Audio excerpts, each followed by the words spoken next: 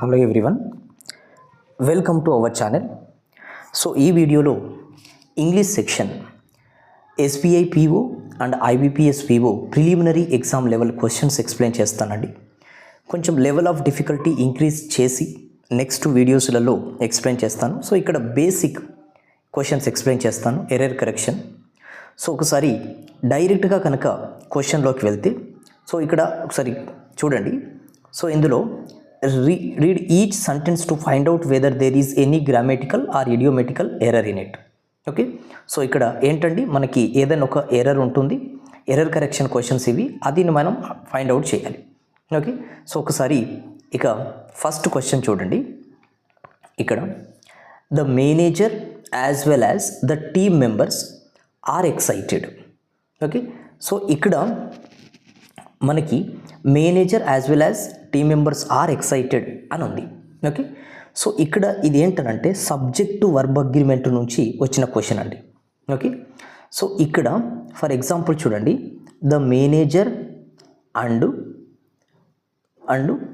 The team members are excited అని అన్నాం అనుకోండి. ఇప్పుడు ఎవరెవరు ఎక్సైటెడ్ అయ్యారు? The manager and team members, ఈ రెండు సబ్జెక్టులు కలిపి అండ్ అనే కంజంక్షన్తో జాయిన్ అయ్యాయి, అంతే కదా. రెండు లేదా అంతకంటే ఎక్కువ సబ్జెక్టులు, ఓకే, సో అండుతోని జాయిన్ అయితే వర్బు ఏ విధంగా ఉండాలంటే ప్లూరల్గా ఉండాలి. ఎలా ఉండాలండి? ప్లూరల్గా ఉండాలి.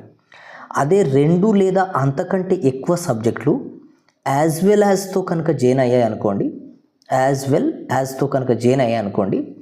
ఫస్ట్ సబ్జెక్టు సింగులర్ అయితే వర్బు సింగులర్ కావాలి, ఫస్ట్ సబ్జెక్టు ప్లూరల్ అయితే వర్బు ప్లూరల్ కావాలి. అంటే ఈ వర్బ్ ఎలా ఉండాలంటే ఫస్ట్ సబ్జెక్టు ప్రకారం ఉండాలి. అంటే చూడండి, ఎవరెవరు ఎక్సైటెడ్ అయ్యారు? ఒకరు manager as well as the team members. ఓకేనా, ఇప్పుడు వీళ్ళు ఫస్ట్ సబ్జెక్టు, వీళ్ళు సెకండ్ సబ్జెక్టు, అంతే కదా. సో ఈ సబ్జెక్టులు దేంతో జాయిన్ అయ్యాయండి? యాజ్ వెల్ యాజ్తో జాయిన్ అయితే ఫస్ట్ సబ్జెక్టు ప్రకారమే మనకు వర్బు రావాలి కదా. ఓకే, సో మేనేజర్ అనేది సింగులరా ప్లూరలా? సింగులర్, అంతే కదా. సో వర్బ్ ఏ విధంగా ఉండాలి? సింగులర్గా ఉండాలి. అంటే ఆర్కు సింగులర్ ఏదండి? ఈజ్, అంతే కదా. సో ఇక్కడ ఏం రావాలి? ఈజ్ అని రావాలి, అంతే కదా. అంటే పార్ట్ బిలో మనకి ఎర్రర్ ఉంది. ఓకే, పార్ట్ బిలో ఎర్రర్ ఉంది. సో కాబట్టి option D is our answer. Okay, so I hope it is clear అండి.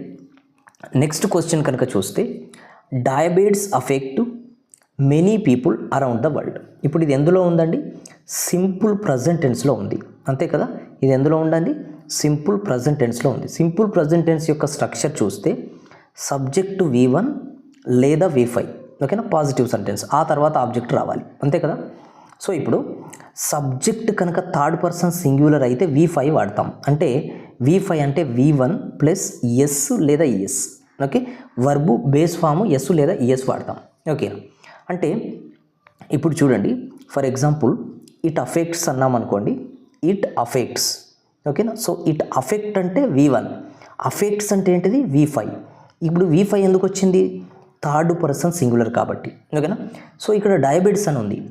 డయాబెటిస్ అనేది యాక్చువల్గా ఏంటంటే, సో ఇక్కడ డయాబెటిస్ అనేది ప్లూరల్గా కనిపించినప్పటికీ ప్లూరల్ కాదు ఇది, ఓకేనా.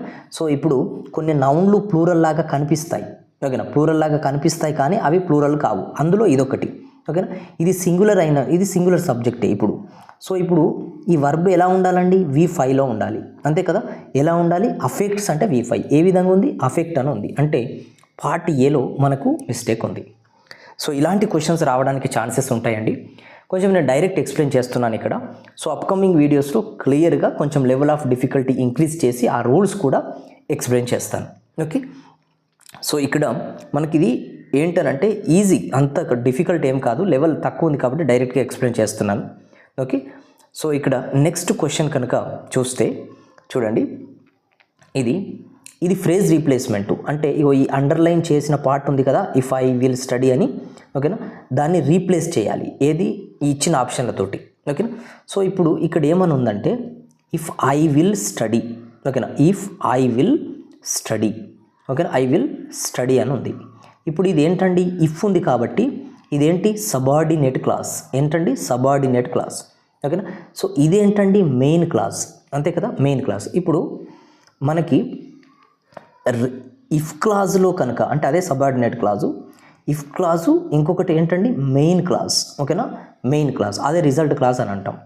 ఇప్పుడు ఈ మెయిన్ క్లాజ్లో కనుక సబ్జెక్టు, ఓకేనా, సో ఆ తర్వాత వుడ్ అయినా కావచ్చు, లేదంటే కుడ్ అయినా కావచ్చు. ఓకేనా, వుడ్ అయినా కుడ్ అయినా, ఓకేనా, ఆ తర్వాత హ్యావ్ వచ్చి V3 వస్తే ఈ ఇఫ్ కండిషన్లో మనకు పాస్ట్ పర్ఫెక్ట్ వాడాలి. ఏంది వాడాలండి? Past perfect. పాస్ట్ పర్ఫెక్ట్ యొక్క స్ట్రక్చర్ ఏంటి? సబ్జెక్టు, ఓకేనా, హ్యాడ్ V3 రావాలి, అంతే కదా, హ్యాడ్ V3 రావాలి. ఓకేనా, ఇప్పుడు ఇక్కడ వుడ్ హ్యావ్ వచ్చిందంటే ఇక్కడ ఏం రావాలి? ఓకేనా, పాస్ట్ పర్ఫెక్ట్ వాడాలి. పాస్ట్ పర్ఫెక్ట్ ఎక్కడ ఉంది చూడండి, I had, if I had అనేది ఉంది కదా, కాబట్టి ఆప్షన్ ఏ అనేది మనకి ఇక్కడ ఆన్సర్. ఓకేనా, సో హ్యాడ్ ఐ అనేది ఉంది బీలో కదా, అది ఇన్వర్షన్ అంటారు, మీకు యాడ్వర్బ్లో చెప్తాను అది. ఓకేనా, సో ఇన్వర్షన్ అంటే సబ్జెక్ట్కు ముందు వర్బ్ తీసుకురావడం అన్నట్టు. Okay, I hope it is clear అండి. If you have any doubts with respect to these questions, you may ask them in the comment section below. Okay, if you are watching our channel for the first time, subscribe to the channel and also share this video with your friends who are preparing for competitive exams. Okay, thank you.